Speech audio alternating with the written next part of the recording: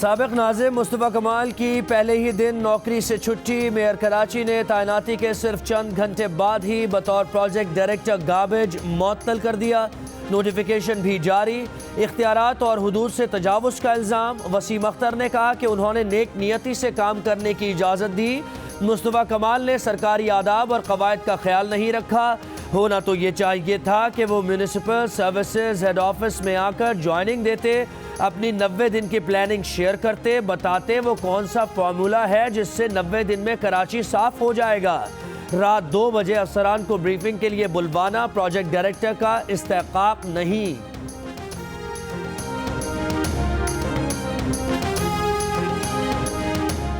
مصطفیٰ کمال کا کہنا ہے کراچی کے لیے گاربیج ڈائریکٹر بننے کو تیار ہوا۔ سیاست کر رہے ہوتے تو اپنے دشمن کو باس نہیں کہتے۔ پہلے سے پتا تھا مسئلہ اختیار کا نہیں، کردار اور نیت کا ہے۔ آخری ماہ میں خاک روبوں کو دی گئی تنخواہوں کا حساب مانگا۔ یہ لوگ خاک روبوں کو 10% دے کر ان کی بقیہ تنخواہیں اپنی جیبوں میں رکھتے ہیں۔ میئر کراچی نے گلشن اقبال میں 16 کروڑ روپے کا مکان خریدا۔ کون سا کاروبار ہے؟ کیسے پیسے آتے ہیں؟ ایک بار پھر میئر کراچی کا نام ECL میں ڈالنے اور مستعفی ہونے کا مطالبہ۔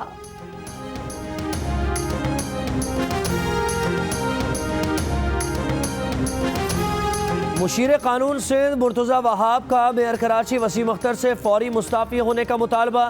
کہا مصطفیٰ کمال کے چیلنج نے وسیم اختر کے اختیارات نہ ہونے کے پروپیگنڈے کو بے نقاب کیا۔ مسئلہ اختیارات کا نہیں، نیت کا ہے۔ میئر کراچی نے مصطفیٰ کمال کی تعیناتی کا نوٹیفیکیشن واپس لے کر یو ٹرن لیا۔ MQM کراچی کے نام پر وفاقی حکومتوں سے سودے بازی کرتی رہی۔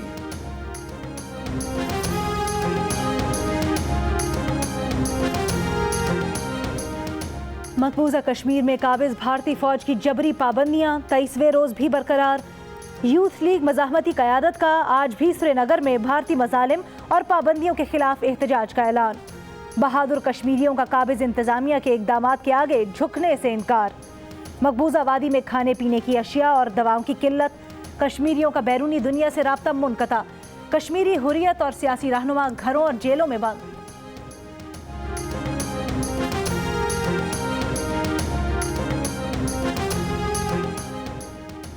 صدر آزاد کشمیر سردار مسعود خان کا کہنا ہے کہ بھارتی فوج مقبوضہ کشمیر میں نسل کشی کر رہی ہے۔ 5 اگست کے بعد پوری دنیا نے ہندوستان کے بیانیے کو جھوٹ کہہ کر مسترد کر دیا۔ اسلام آباد میں برطانوی پارلیمانی وفد کے ساتھ میڈیا سے گفتگو۔ برطانوی وفد میں شامل بیرسٹر عمران حسین نے کہا مقبوضہ کشمیر میں 4000 افراد زیر حراست ہیں۔ اپوزیشن لیڈر کو ایئرپورٹ سے واپس بھیج دیا گیا۔ بھارتی اقدامات اقوام متحدہ کی قراردادوں کی خلاف ورزی ہیں۔ ملک کے مختلف شہروں میں کشمیری عوام سے اظہار یکجہتی۔ مظفر آباد میں طلباء اور خواتین کی ریلیاں۔ کوٹلی میں صحافیوں اور سول سوسائٹی کا احتجاجی مارچ۔ لاہور میں مقبوضہ کشمیر میں بھارتی مظالم کے خلاف ریلی۔ ضلع محمد اور اکزئی اور ہنگو میں کشمیریوں سے یکجہتی کے لیے ریلیاں۔ سکھر، کشمور اور جہانیہ میں بھی بھارتی مظالم کے خلاف احتجاج۔ کلات میں ہندو پنچایت کے زیر اہتمام کشمیر بنے گا پاکستان کے عنوان سے تقریب کا انعقاد۔ کشمیریوں سے یکجہتی کے لیے ریلی بھی نکالی گئی۔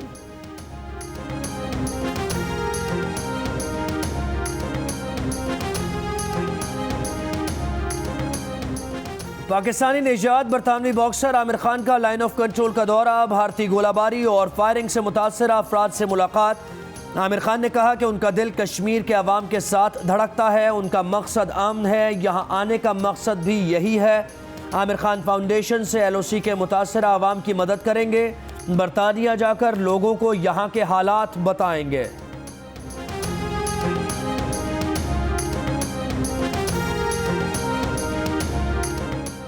خیبر پختونخوا، کوئٹہ، پشین سمیت ملک کے مختلف حصوں میں انسداد پولیو مہم جاری۔ انسداد پولیو مہم کے فوکل پرسن بابر بن عطا نے پولیو ورکرز کے نام پیغام میں کہا پاکستان پولیو پروگرام نے 31 فیس بک پیجز بلاک کروا دیے ہیں۔ ان پر پولیو پروگرام سے متعلق جعلی پروپیگنڈا کیا جا رہا تھا۔ ماضی میں ایسا کبھی نہیں ہوا۔ حکومت پولیو ورکرز کے ساتھ کھڑی ہے۔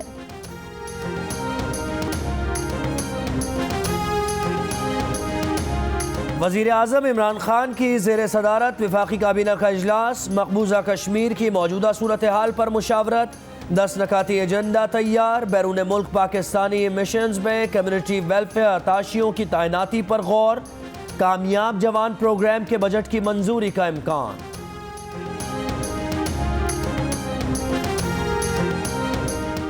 دریائے ستلج میں بہاولپور کے مقام پر پانی کی سطح میں اضافہ، سینکڑوں ایکڑ پر کھڑی فصلیں زیر آب، مزید 64 دیہات متاثر ہونے کا خدشہ۔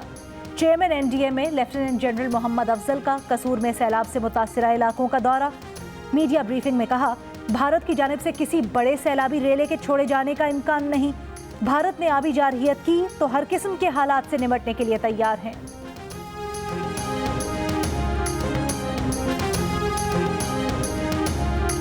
سپریم کورٹ کے جج جسٹس عظمت سعید شیخ کی ریٹائرمنٹ پر full court reference, chief justice Pakistan justice Asif Saeed Khosa نے کہا جسٹس عظمت سعید شیخ اعلیٰ عدلیہ کا اثاثہ رہے، انہوں نے کئی تاریخی فیصلے دیے۔ جسٹس عظمت سعید شیخ نے کہا پاکستان کا قانونی نظام ایک ایک اینٹ لگا کر محنت سے بنایا گیا ہے، توقع ہے کہ انصاف کے سفر میں شارٹ کٹ نہیں آئیں گے۔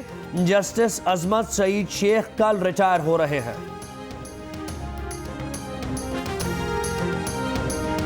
چیئرمین نیب کی افسران کو کسی خوف اور دباؤ سے آزاد ہو کر کام کرنے کی ہدایت۔ جسٹس ریٹائرڈ جاوید اقبال کا نیب راولپنڈی آفس کا دورہ، ڈی جی نیب عرفان نعیم منگی کی جعلی بینک اکاؤنٹس کیس پر بریفنگ۔ چیئرمین نیب نے کہا تمام کیسز کو میرٹ پر دیکھا جائے، کسی ملزم کے سماجی رتبے کو خاطر میں نہ لایا جائے۔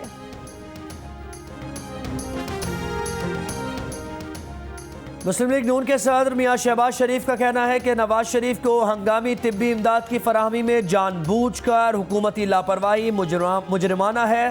نواز شریف کو 24 گھنٹے خصوصی طبی توجہ کی ضرورت ہے، اگر نواز شریف کو کچھ ہوا تو عمران نیازی اور پنجاب حکومت مجرم ہوں گے۔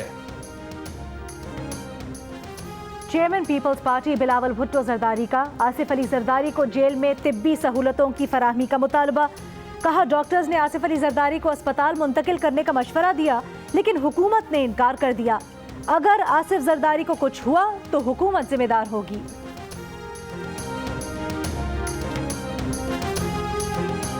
Pakistan medical and dental council نے انٹری ٹیسٹ میں اہلیت کے نمبر بڑھا دیے، نئے قوانین کے تحت ایف ایس سی میں کم سے کم 70% نمبرز لینے والا امیدوار انٹری ٹیسٹ دینے کا اہل ہوگا۔ خلیج بنگال میں بننے والا ہوا کے کم دباؤ کا سسٹم آج شام تک جنوب مشرقی سندھ میں داخل ہوگا، جنوب مشرقی سندھ میں بارش کا امکان۔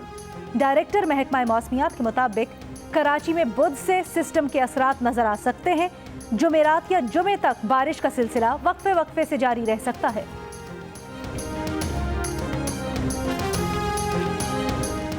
اور پری سیزن کیمپ میں قومی کرکٹرز کی ٹریننگ کا آغاز، کرکٹر حسن علی نے کیمپ میں رپورٹ کر دیا۔ کرکٹر شان مسعود کا کہنا ہے کہ کیمپ میں بہترین کھلاڑی جمع ہوئے ہیں۔